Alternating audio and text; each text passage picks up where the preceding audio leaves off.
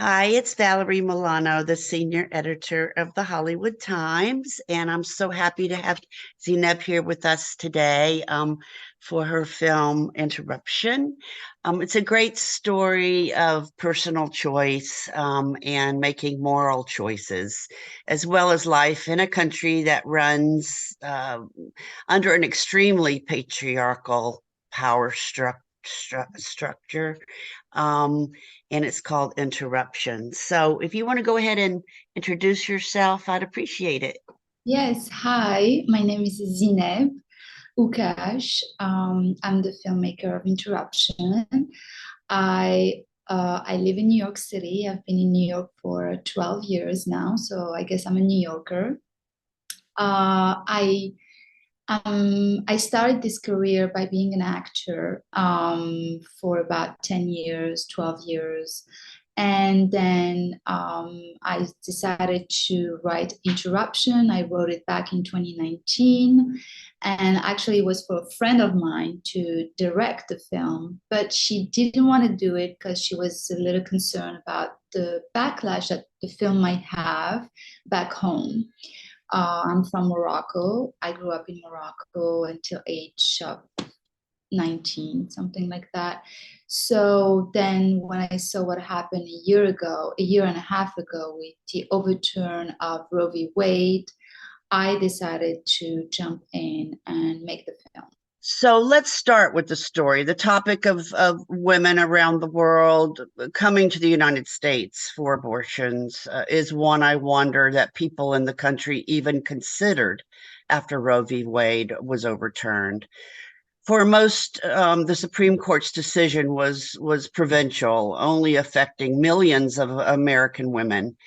Is this the larger message of the film, the effect on another subset of women around the world from countries where abortions are illegal? Yes, of course. I mean, what we see when a country or government has laws very restrictive towards abortion, we see that people don't stop, but they do go to other countries. I remember I read this amazing article on the New York Times by this NGO based in Mexico, and they were sending medication to interrupt a pregnancy to the women in America, in the US. And I think what happened, the overturn of Roe v. Wade did affect a lot of countries, and it supported the despotism in other governments, in oppressive governments around the world.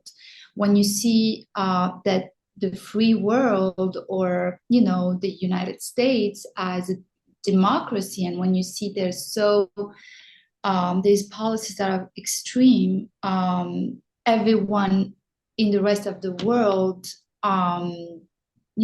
like I said, oppressive governments, or they will reinforce that. If they can do it, well, we're gonna keep doing it. Yeah, but I wanted to tell a story, and maybe this is your next question. But I wanted to tell a human story about two people going through the same issue, which is unwanted pregnancies. Yeah. Yeah, the policeman seems very committed to his job and has a singular purpose to finding the journalist and bringing her in for her activist writing.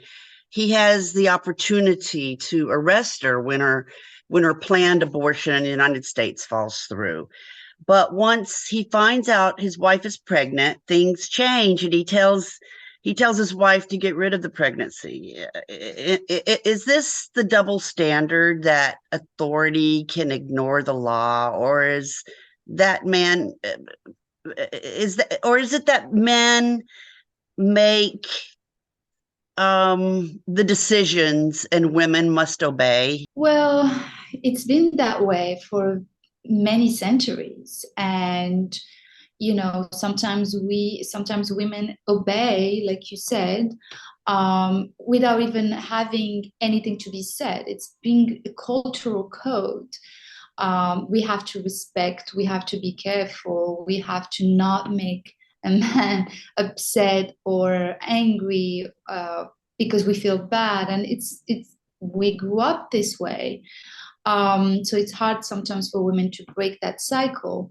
Um, I mean, he went further than that. He actually paid for her sterilization surgery to not have more children.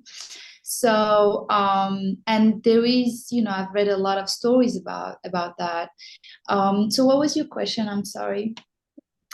You said it. I mean, the audience doesn't see what happens after the policeman gives the clinic information to his wife. We're left to assume an ending, but isn't there room for the wife to disagree with her husband's order to get rid of the pregnancy? Might she not do it to protect him?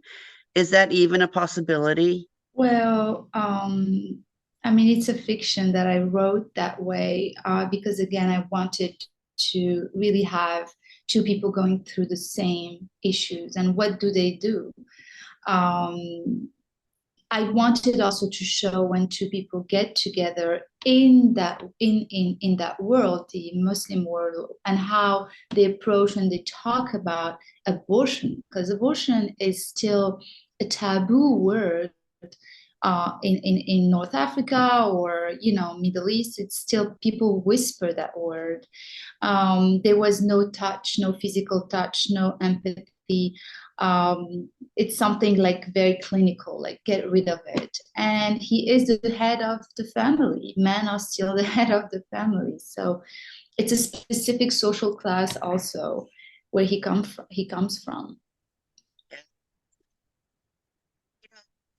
On another note, the cinematography is wonderful and it shows the texture of life in this particular country. It speaks to the story's bleak subjects. How much collaboration did you do with the cinematographer, Iqbal, and on how your film was shot? Oh my God, I love this question. So I realized that the best cinematographer in the world is God. And I really wanted to use natural light. I wanted to be outside.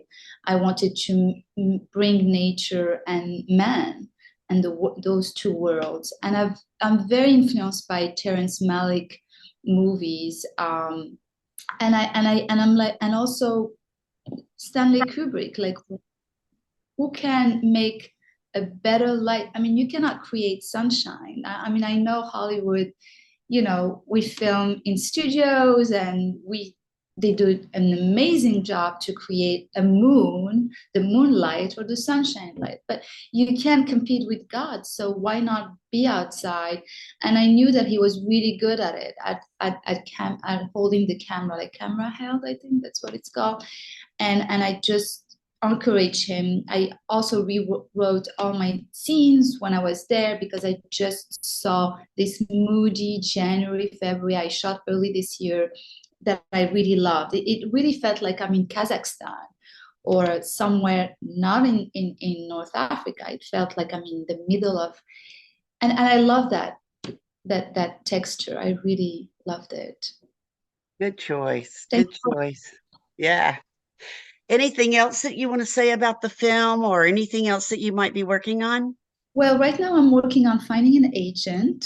So if anyone is listening, um, I love acting. I really do, like I love acting. I love directing, writing. So I'm looking for an agent, and I think the film has been qualified for the Oscars.